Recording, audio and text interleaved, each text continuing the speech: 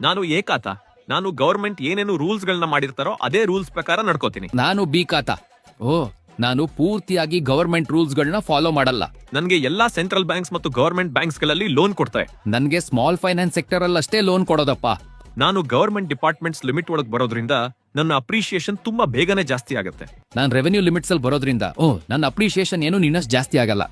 Government ಅಧಿಕಾರಿಗಳಿಂದ UGD, water connection, electricity ಮತ್ತು minimum 30 feet road ಇರೋದನ್ನ ತೋರಿಸಿ ಪ್ರಾಪರ್ ಪರ್ಮಿಷನ್ ತೆಗೆದುಕೊಂಡಿರ್ಬೇಕು. ನನಗ್ ನೀನ್ ಹೇಳಿದ್ರೆ ಯಾವ್ದೋ ಮಾಡ್ಬೇಕಾಗಿಲ್ಲ. ಜಸ್ಟ್ ಲ್ಯಾಂಡ್ ಕನ್ವರ್ಷನ್ ಮಾಡಿ 20 ಫೀಟ್ ರೋಡ್ ಇದ್ರೆ ಸಾಕು. ನನಗೆ ವಾಟರ್, ಎಲೆಕ್ಟ್ರಿಸಿಟಿ, ರೋಡ್ ಎಲ್ಲವೂ ಕರೆಕ್ಟ್ ಆಗಿರೋದ್ರಿಂದ ಪ್ರಾಪರ್ಟಿ ಟ್ಯಾಕ್ಸ್ ಸ್ವಲ್ಪ ಜಾಸ್ತಿ ಆಗತ್ತೆ. ನನಗೆ ನಿನ್ನಷ್ಟೆಲ್ಲ ಇರಲ್ಲ. ಮತ್ತೆ ತುಂಬಾ ಕಮ್ಮಿ ದುಡ್ಡಲ್ಲಿ ಪ್ರಾಪರ್ಟಿ ಟ್ಯಾಕ್ಸ್ ನ ಕಟ್ಬಹುದು. ನಿಮ್ಮಿಬ್ರು ಸೇರಿ ನನ್ನನ್ನ ಈಗ ಹೊಸದಾಗಿ ಈ ಖಾತಾ ಅಂದ್ರೆ ಎಲೆಕ್ಟ್ರಾನಿಕ್ ಖಾತಾ ಅಂತ ಮಾಡಿದ್ದಾರೆ. ಈಗ ನಾನು ಮ್ಯಾಂಡೇಟರಿ ಆಗಿ ಇರಲೇಬೇಕು. ಈ ಇನ್ಫಾರ್ಮೇಶನ್ ತಿಳ್ಕೊಂಡಿದ್ದು ನಿನಗೂ ಇಷ್ಟ ಆಗಿದ್ರೆ ಈ ವಿಡಿಯೋನ ಹೆಚ್ಚು ಶೇರ್ ಮಾಡಿ. ಹಾಗೆ ನಮ್ಮ ಪೇಜ್ ನ ಫಾಲೋ ಮಾಡೋದು